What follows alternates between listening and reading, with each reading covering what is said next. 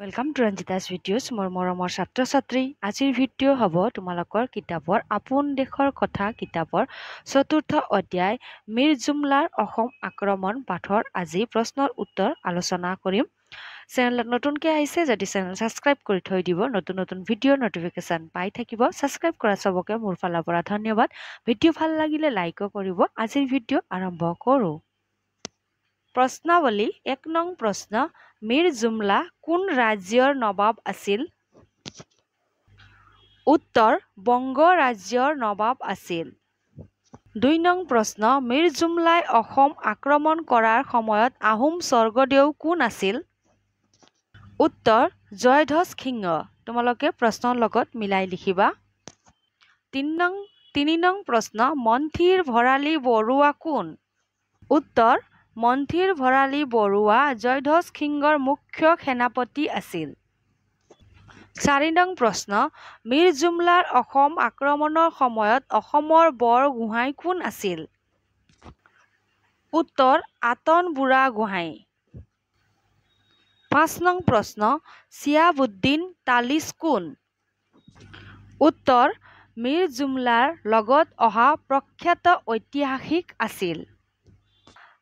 ৬ নং প্ৰশ্ন ফাথিয়া-ই-ইব্ৰিয়া গ্ৰন্থৰ ৰচক কোন? উত্তৰ চিয়াবুদ্দিন তালিচ। ৭ নং প্ৰশ্ন ৰহমত বানু কোন? তেওঁক কোনে বিয়া কৰাইছিল? উত্তৰ ৰহমত বানু জয়ধ্বজ সিংহৰ কন্যা আছিল। ৰমণী গাভৰুকে মুছলমান ধৰ্মত দীক্ষিত কৰি ৰহমত বানু নাম দি ঔৰংজেবৰ পুত্ৰ আজমলৈ বিয়া দিয়া হৈছিল। তোমালোকেও নিজৰ উত্তৰ বহীত উত্তৰ লিখিবা। এতিয়া আমি আলোচনা কৰোঁ। ৮ নং প্ৰশ্ন মীৰ জুমলাই অসম আক্ৰমণ কৰাৰ ৩টা কাৰণ লিখা। উত্তৰ ৮ৰ উত্তৰৰ কাৰণে তোমালোকে কিতাপত চোৱা। যুদ্ধ নকৰি আঁতৰি অহা বাবে আহোম সেনাপতি দুজনক শাস্তি দি জয়ধ্বজ সিংহই বাদুলী ফুকনক সেনাপতি পাতিলে আৰু যোগীঘোপা দুৰ্গ অধিক শক্তিশালী কৰি পঞ্চৰত্নত আৰু এটা কোঠ মৰালে। তেতিয়া মীৰ জুমলাই বুজি উঠিল যে আহোম স্বৰ্গদেউজনাই প্ৰকৃততে মিত্ৰতা বিচৰা নাই। সেয়ে তেওঁ অসম আক্ৰমণ কৰিবৰ বাবে অগ্ৰসৰ হয়। ২ নং ঔৰংজেবৰ সিংহাসন প্ৰাপ্তিত মীৰ জুমলাই যথেষ্ট সহায় কৰিছিল। কিন্তু ঔৰংজেবে মীৰ জুমলা ভৱিষ্যতে তেওঁৰ বাবে সংকটৰ কাৰণ হ'ব বুলিও সন্দেহ কৰিছিল। সেয়ে ঔৰংজেবে যাদু মন্ত্ৰ ভূত প্ৰেতৰ দেশ অসম আক্ৰমণ কৰিবলৈ মীৰ জুমলাক পঠাইছিল বুলি বহুতো ঐতিহাসিকে বিশ্বাস কৰে। কাৰণ ইয়াৰ আগলৈকে কোনো আক্ৰমণকাৰীয়েই সোঁশৰীৰে অসমৰ পৰা উভতি যোৱা ঔৰংজেবে দেখা নাছিল। ৩ নং আন একাংশ ঐতিহাসিকৰ মতে আকৌ ঔৰংজেবে সমগ্ৰ দক্ষিণ-পূব এছিয়া দিল্লীৰ সিংহাসনৰ তললৈ আনিব খুজিছিল। সেয়ে তেওঁ দক্ষিণ-পূব এছিয়াৰ দুৱাৰমুখ অসম আক্ৰমণ কৰিবৰ বাবে মীৰ জুমলাক প্ৰেৰণ কৰিছিল। তোমালোকেও নিজৰ উত্তৰ বহীত লিখিবা। ৩টা দিয়া হৈছে প্ৰশ্নত। ঠিক আছে, এতিয়া আমি আলোচনা কৰোঁ। ৯ নং প্ৰশ্ন চোৱা। প্ৰাণ নাৰায়ণ কোন? তেওঁ কি উদ্দেশ্যে আগত লৈ আহোমৰ লগত মিত্ৰতা কৰিব বিচাৰিছিল? উত্তৰ প্ৰাণ নাৰায়ণ এজন কোচ ৰজা আছিল। আৰু এটা কুৱেশ্যন আছে ইয়াত, তাৰে উত্তৰ তোমালোকে কিতাপত চাবা। কোচ ৰজা প্ৰাণ নাৰায়ণে মোগলৰ অধীনতা দলিয়াই পেলালে। তেওঁ মোগলৰ অধিকৃত অঞ্চল গোৱালপাৰা অধিকাৰ কৰি কামৰূপ জিলাৰ উত্তৰ অংশও অধিগ্ৰহণ কৰে। নেক্সট পেৰেগ্ৰাফত আহিবা। প্ৰাণ নাৰায়ণে ভাবিছিল যে মোগল সেনাক সম্পূৰ্ণৰূপে বিতাড়িত কৰি ব্ৰহ্মপুত্ৰৰ উত্তৰ অংশ নিজে ৰাখি দক্ষিণ অংশ আহোমক দিব। কিন্তু জয়ধ্বজ সিংহই এই প্ৰস্তাৱ মানি নললে। তোমালোকক মাতিও শুনালো, ইয়াত কিতাপত আছে, ধুনীয়াকৈ শুদ্ধকৈ বানান শুদ্ধ কৰি নিজৰ উত্তৰ বহীত লিখি থৈ দিবা। ঠিক আছে, ইয়াত আছে, নালাগে লিখিব। মই মাতোতেও তোমালোকক মতা নাছিলো। কোচ ৰজা প্ৰাণ নাৰায়ণে বুলি লিখিবা। ঠিক আছে, এতিয়া আমি আলোচনা কৰোঁ। ১০ নং প্ৰশ্ন মীৰ জুমলাৰ ওচৰত আহোম শক্তিয়ে পৰাজয় বৰণ কৰাৰ এটা কাৰণ লিখা।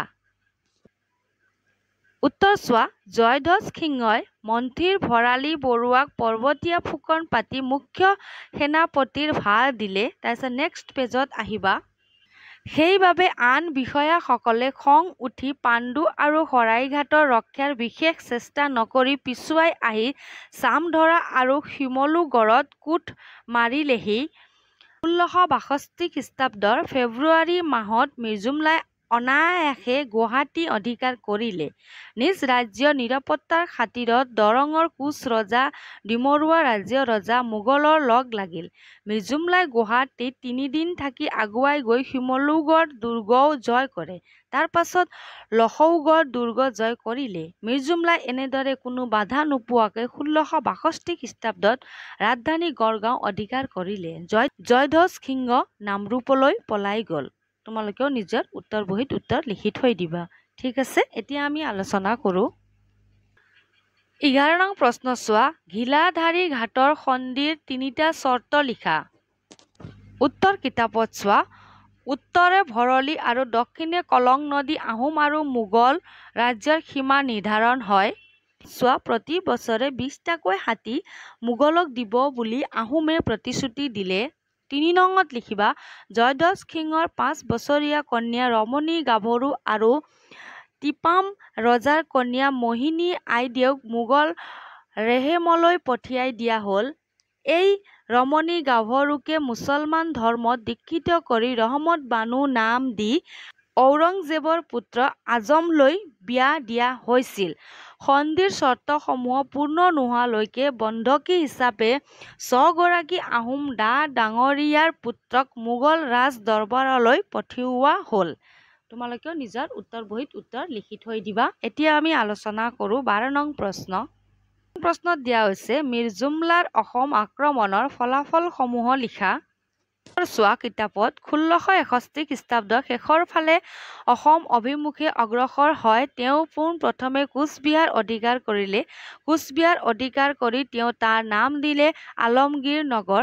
তাত তেওঁ মঠ মন্দিৰ ভাঙি মছজিদ সজালে। তাৰ পাছত ১৬৬২ খ্ৰীষ্টাব্দৰ জানুৱাৰী মাহত তেওঁ ধুবুৰীত থকা মোগল প্ৰতিনিধি ৰছিদ খাঁৰ লগ লাগিল। নেক্সট পেজত আহিবা ১৬৬২ খ্ৰীষ্টাব্দৰ ফেব্ৰুৱাৰী মাহত মিৰ্জুমলাই অনায়াসে গুৱাহাটী অধিকাৰ কৰিলে। ১৬৬৩ খ্ৰীষ্টাব্দৰ জানুৱাৰী মাহত ঘিলাধাৰী ঘাটত মিৰ্জুমলা আৰু আহোম স্বৰ্গদেউ জয়ধ্বজ সিংহৰ মাজত এক সন্ধি চুক্তি স্বাক্ষৰিত হয়। চোৱা মিৰ্জুমলাৰ অসম আক্ৰমণ অসমৰ ইতিহাসত সদায় জিলিকি থাকিব। সেয়া হ'ল মিৰ্জুমলাৰ লগত অহা প্ৰখ্যাত ঐতিহাসিক চিয়াবুদ্দিন তালিছে ফাথিয়া-ই-ইব্ৰিয়া নামৰ পুথিত অসম সম্পৰ্কে এটি টোকা লিখি থৈ গৈছে। এই টোকাটিয়ে সমসাময়িক অসমৰ ৰাজনৈতিক সামাজিক অৰ্থনৈতিক আৰু ধৰ্মীয় অৱস্থাৰ বহুতো তথ্য পাতি দাঙি ধৰে। তোমালোকেও নিজৰ উত্তৰ বহীত লিখি থৈ দিবা। মই তোমালোকক মাতিও শুনালো, লগতে কিতাপতো আছে, শুদ্ধকৈ লিখিবা, বানান ভুল নকৰিবা। ঠিক আছে, এতিয়া আমি আলোচনা কৰোঁ অতিৰিক্ত প্ৰশ্নৰ উত্তৰ। অতিৰিক্ত প্ৰশ্নৰ উত্তৰত চোৱা মিৰ্জুমলাৰ মৃত্যু কেতিয়া হৈছিল? ১৬৬৩ খ্ৰীষ্টাব্দৰ ৩০ মাৰ্চত হৈছিল। ভগনীয়া ৰজা বুলি কাক আৰু কিয় কোৱা হয়? উত্তৰ ভগনীয়া ৰজা বুলি আহোম স্বৰ্গদেউ জয়ধ্বজ সিংহক কোৱা হয়। ১৬৬২ খ্ৰীষ্টাব্দত মিৰ্জুমলাই অসম আক্ৰমণ কৰিছিল আৰু আহোমক পৰাজিত কৰিছিল। আহোম স্বৰ্গদেউ জয়ধ্বজ সিংহই ৰাজধানী এৰি পলাই গৈছিল, সেয়েহে তেওঁক ভগনীয়া ৰজা বুলি কোৱা হয়। জয়ধ্বজ সিংহই কিমান খ্ৰীষ্টাব্দত ইহলীলা সম্বৰণ কৰিছিল? ১৬৬৩ খ্ৰীষ্টাব্দৰ নৱেম্বৰ মাহত। তোমালোকেও লিখিবা। এতিয়া আলোচনা কৰোঁ। প্ৰশ্ন চোৱা কাৰ নিৰ্দেশত মিৰ্জুমলাই অসম আক্ৰমণ কৰিছিল? দিল্লীৰ মোগল সম্ৰাট ঔৰংজেবৰ নিৰ্দেশত। প্ৰশ্ন চোৱা মিৰ্জুমলাই কোচবিহাৰক কি নতুন নামেৰে নামকৰণ কৰিছিল? উত্তৰ আলমগীৰ নগৰ। প্ৰশ্ন চোৱা ঘিলাধাৰীৰ ঘাটৰ সন্ধি কাৰ কাৰ মাজত হৈছিল? উত্তৰ মিৰ্জুমলা আৰু আহোম স্বৰ্গদেউ জয়ধ্বজ সিংহৰ মাজত হৈছিল। তোমালোকেও নিজৰ উত্তৰ বহীত উত্তৰ লিখি থৈ দিবা। আশা ৰাখিছোঁ মৰমৰ ছাত্ৰ-ছাত্ৰী আজিৰ ভিডিঅ' বুজি পাইছা বুলি। নতুনকৈ আহিছা যদি চেনেল ছাবস্ক্ৰাইব কৰি থৈ দিবা। নতুন ভিডিঅ'ৰ নটিফিকেশ্যন পাই থাকিবা। ছাবস্ক্ৰাইব কৰা চবকে মোৰ ফালৰ পৰা ধন্যবাদ। ভিডিঅ' ভাল লাগিলে লাইকো কৰিবা। আকৌ লগ পাম আমি নতুন ভিডিঅ'ত।